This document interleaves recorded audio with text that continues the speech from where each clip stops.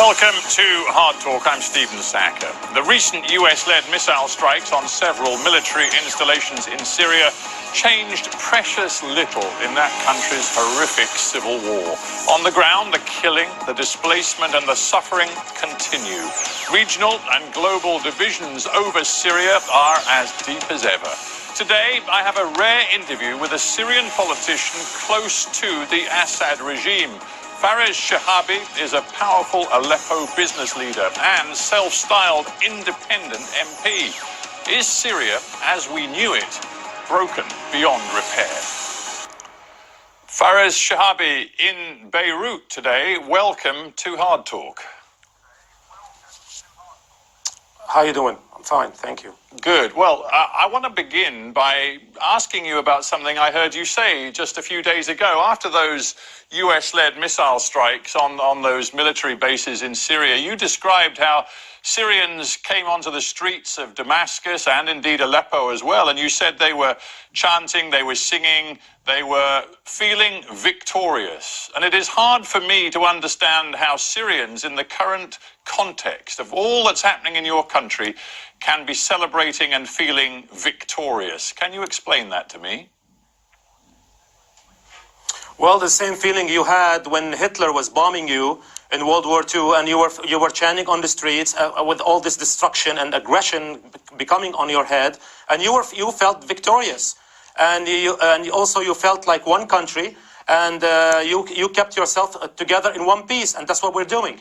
And when you introduced me, I have one remark about this. I am not close to any regime. I'm close to a state. I'm close to an army. I'm close to the people who elected me. That's just for a short remark on this one. No, I respect the fact that you are an independent MP, but I also know the history of you and your family. You've had long relationships with the Assad regime, very friendly relationships, and if one looks back to 2011 onward, you have offered staunch and loyal support to the measures taken by Bashar al-Assad from the very beginning of this conflict. Exactly, because we were threatened by jihadi terrorism. We've seen in our city Aleppo people from 100 nations. We've seen people from Central Asia. We've seen people from Northern Africa coming through the Turkish border, robbing our factories. We lost like 40,000 factories, destroying our historical sites, targeting our Christian, and other ethnic groups, Armenian groups in my city. Of course, we will ask for our army, which is a secular army, to protect us. And Stephen, let me say something. As I speak to you now, there are 280 Brits on their way from Douma now to Europe. They're going back to England. You know, when they were getting on the buses, we collected the information of 280 British passports among the jihadis with the Nusra Front or the Faylaq al-Rahman, which was ISIS, used to be ISIS. Now they got on the bus and they went to northern Syria now. Yeah, well, we'll get to what happened in Douma later on in this interview. And I know that you've always characterized those who took the rebellious stance against the Assad regime. You've always characterized them as terrorists going back to 2011. But it is interesting to note that opposition, human rights and civil rights organizations from the very beginning claimed that you were actually financing and arming supporters of Bashar al-Assad in Aleppo to try to take on and confront and to kill the demonstrators who were taking to the streets demanding democracy, going back to 2011. Absolutely nonsense, because I played a very positive role in protecting demonstrators, and I helped a lot of demonstrators, not being arrested. But bear in mind, in Aleppo there was no violence at the time. There was nothing. I mean, we were the ones who witnessed violence against us from the early days, from the early hours, actually. We were against violence, and we are with demonstrations, as long as they are peaceful demonstrations, not demonstrations carrying weapons and RPGs, and demonstrations, letting your beards grow, and chanting radical Qaeda slogans. Of course we will be against them. Yeah, I never supported anything, any crackdown of demonstrations at the time. It's interesting then that as early as September 2011, the European Union slapped sanctions, personal targeted sanctions on you as a key supporter of the regime. Yes. Yes. They were putting everybody on sanctions. They put the whole Syrian people on sanctions. No, they actually weren't putting everyone on sanctions. They put 4 of Syria's biggest businessmen on sanctions, and you were one of them. Yes, exactly. Based on what? No evidence. When I spoke with the European Court, I said, show me any evidence, any hard proof evidence, not based on gossip, not based on your plan, orchestrated plan to make us defect, to force us to defect against our country. Give us any evidence that we really paid one penny only to anyone to crack down demonstrations, to the army or to the state. They did not give us anything. It was just political pressure on us to defect, to go to the other side. And guess what? We're not going to do that. At the time, what happened in Eastern Aleppo, Stephen, was really tremendous. Please, let me finish this point. We have now documents that can put the British government in jail, my friend. We have documents that the Foreign Office financed through what's called the CSSF, the capability, the stability and fund, conflict fund. 200 million pounds at the time in Aleppo went to what? Went to whom? Went to the Nusra Front. The thing is, for the last 7 years, you've insisted that terror comes from those trying to remove President Assad from power. The truth is, you have become a defender of terror tactics, haven't you? Not least in your own city. Let's not forget you're an MP representing Aleppo. I just wonder, as the MP for Aleppo, how you felt about the consistent use of chlorine gas as a weapon by government forces during that offensive by the Assad military forces in the fall of 2016. How did you feel about that? Look, Stephen, when are you guys going to really leave this rhetoric, this narrative, this really, old narrative that doesn't sell anymore? We never use chemical weapons. This is one. We were never against demonstrations. You're entitled to say that, but all of the evidence suggests that the forces of Assad consistently used chemical weapons in 2016 during their offensive to wipe out the rebels in eastern Aleppo. And you know it's true. You've read the reports from Human Rights Watch, from the OPC. No, it is not true. Yeah, well, you may say it's not true, but the evidence is there. The evidence is in front of me in the form of an OPCW, declaration that took that just a couple of months ago, my friend, in February 28, 2018, on talking about the same Jamaraya and Barza facilities that were just targeted, and they're saying exactly. Did not indicate, the analysis of samples taken during the inspections did not indicate the presence of scheduled chemicals in the samples, and the inspection team did not observe any activities inconsistent with obligations under the convention during the second round of inspections at the Barza and Jamaraya facilities. This is one. Fares Shehabi, you're deliberately misunderstanding me. I'm saying the evidence is there on the ground in Aleppo. The OPCW has described more than 30 incidents between 2013 and now of chemical weapons used. Some of them clearly were in Aleppo, and the Human Rights Watch report, using extensive evidence from eyewitnesses, from photographs and from video, shows the pattern of chlorine attacks, shows they were closely coordinated with the overall military strategy of retaking Aleppo.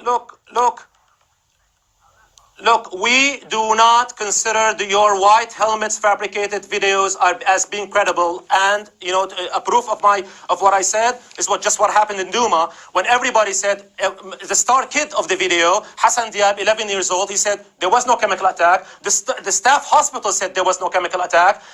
Robert Fisk said there's no chemical attack. Pearson Sharp and other Western journalists went there and they said there was no chemical attack. Everybody's saying there was no chemical attack, but you choose to believe white helmets who are Al-Qaeda civil arm. I don't know why.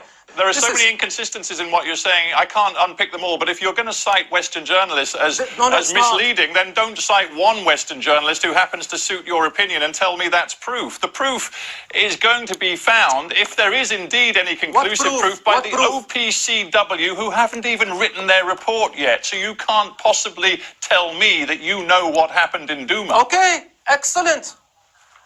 Excellent. No, actually, I can tell you what happened just 2 months ago in the same facilities. And I'm waiting for the OPCW report. And I can tell you what happened in eastern Aleppo, because we don't have chemical weapons. And how can we use chemical weapons on the population we're trying to liberate? One, when our troops are in the close proximity to, do we really have holy powers to protect, to really control the wind factor from all directions? This is Aleppo. It's a highly populated area. How could you use chemical weapons in a highly populated area? And bear in mind, Stephen, bear in mind, the first time chemical weapons were used, and we strongly believe they were used at the orders of some NATO countries, including Britain. They were used against our troops in 2013, and we submitted a claim to the Security Council in 2013 asking the Security Council to send an investigating team to Khan al-Assal in Aleppo, because we had 20 plus soldiers were killed, plus many other civilians.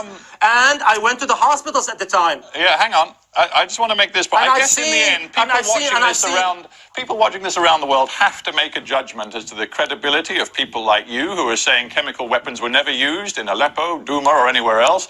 And then all of the evidence I can cite on the other side of the fence, from the OPCW, from Human Rights Watch, from Amnesty International, from different independent human rights organizations and governments, including the French government, the British and the American, all of whom contradict you. People have to make a decision. But when they make that decision, they judge you on your character. You are the man who, during that siege of 2016 in Aleppo, responded to the tweets of a 7-year-old girl, the girl who was tweeting about the suffering of her community, describing the barrel bombs. Bana al-Abed wrote, "Dear Assad, dear Putin, one day you will stand in front of God to answer for why you killed my friends." And you responded to that tweet by saying this on Twitter: "It is better this little witch die before she starts with her sponsors World War III."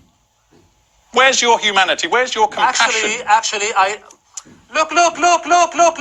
Where is your humanity when you use a 7-year-old girl and you give her a Twitter account and you abuse her and you make her like a puppet, an example, like you do with all of our kids, like you did with the kid Umran? Where was your humanity, the Western humanity, when you based lies on a kid named Umran, and it turns out to be a big lie? And you do this is not a lie. We know Bana al-Abed. We know her. She's been to meet President Erdogan in Turkey. She's been in. Do you know her father? 300,000. Do you know her father? And you said, "Let this little witch die." Oh, really?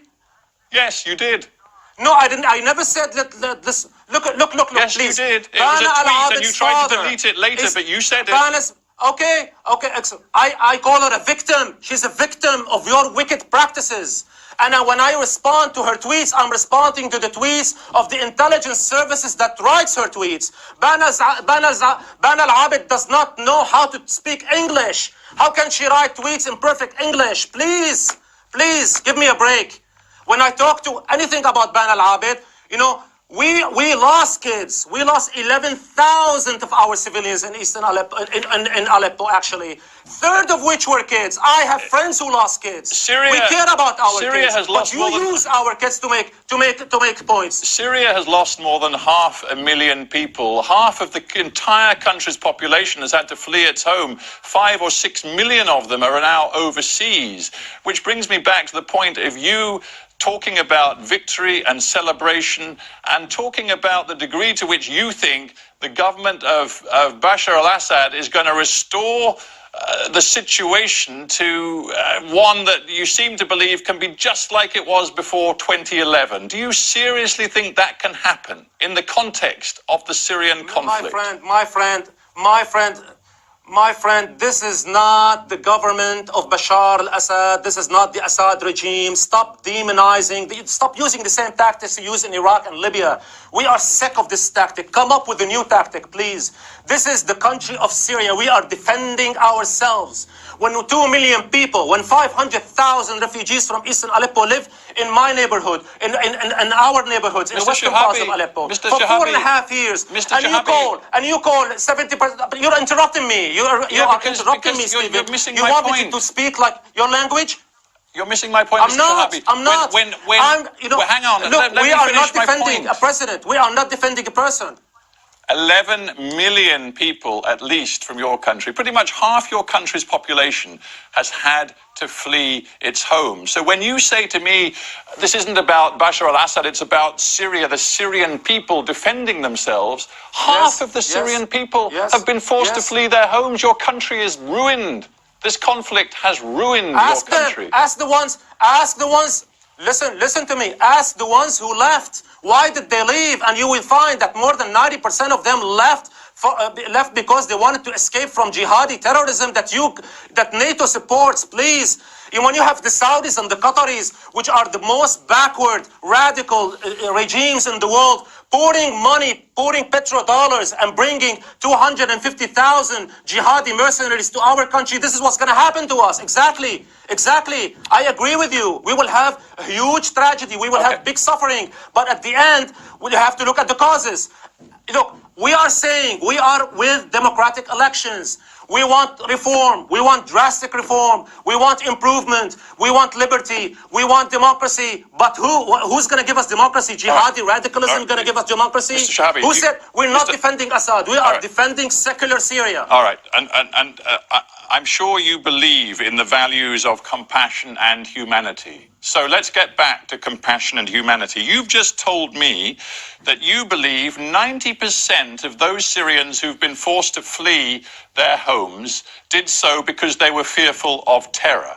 Then how can you explain to me that it is compassionate and humane for the Syrian government to pass a new law, that is, I think the law known as Law 10, which will see all of those who don't present their property deeds to local officials, law enforcement officials, by the 10th of May, all of them who can't do that by the 10th of May will see their homes confiscated. Now, you know as well as I do that millions of them don't even live in Syria anymore. This is nonsense. I have many people, I have not heard of such law, and I'm a member of the parliament. You haven't heard of this law? We have my city itself.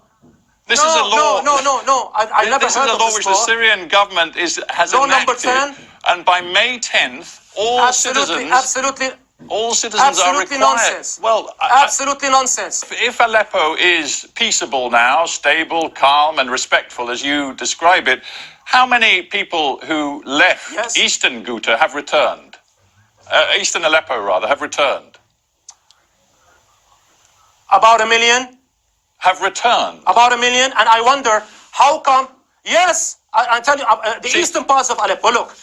See, I read an AP, an Associated Press description of Aleppo recently, which described how the eastern half of the city remains in ruins. And I confess I haven't been to Aleppo for a long time. But the reporter said... people returned. The reporter said the eastern half remains in ruins. Its streets have been cleared of rubble, but there's little sign of rebuilding. Some residents have trickled back, but hundreds of thousands have still not returned to their homes in the east of the city. Yes, I give you numbers. I can give you numbers, and I invite you to go there yourself. Why don't you organize a fact-finding mission of independent journalists and activists, and you can go to Douma, and you can go to eastern parts of Aleppo, and you can see for yourself. Don't take my words. They said that the Syrian army is killing the civilians of eastern parts of Aleppo, and we have 250,000 of them. Actually, turned out that only around 114,000 were there at the times of the liberation. Only 15,000 left in the green buses, which are the Islamic Brotherhood and Al-Qaeda, fanatics. The rest remained in eastern parts of Aleppo.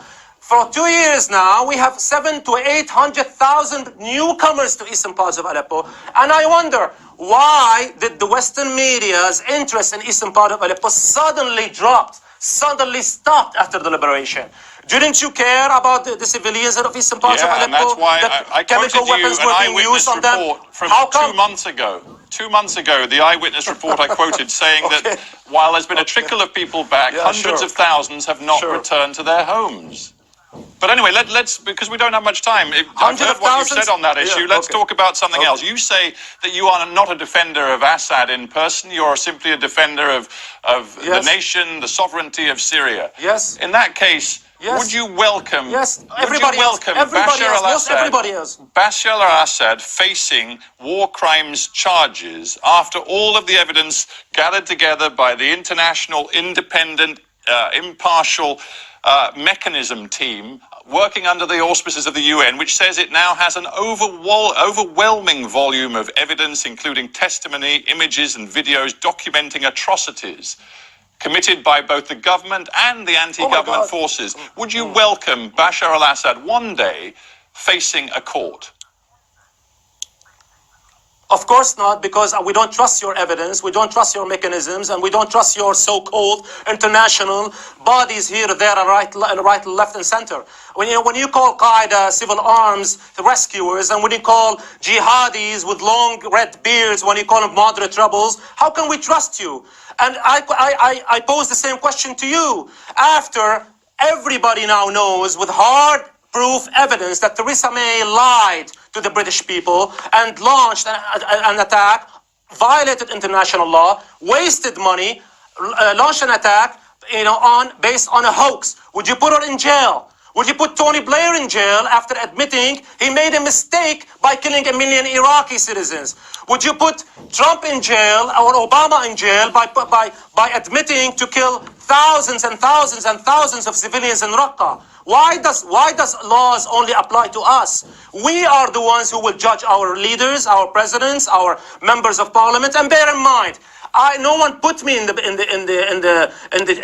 parliament. 200,000 of my people elected me. Are you telling me that those 200,000 people are all brainwashed and all don't know really what's going on, and they should have listened to CNN or BBC or to other media and get their idea about me or about people like me? I guess we were surrounded by the same people you put on the terror lists. What I'm asking you is whether you really seriously think that there can be peace, stability, and ultimately democracy in Syria under Bashar al-Assad.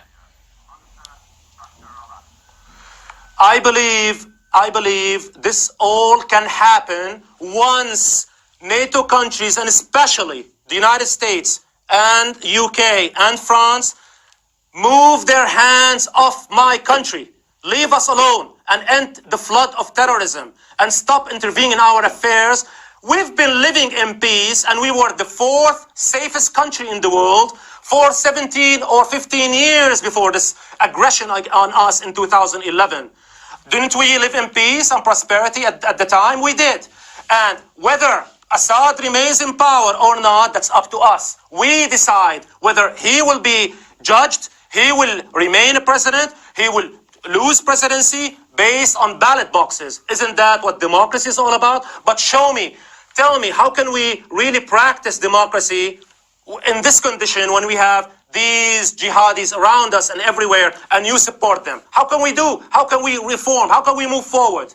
We have to end terrorism first. Fares Shehabi, we have run out of time, but I thank you for joining me on Hard Talk. Thank you, Stephen. Thank you.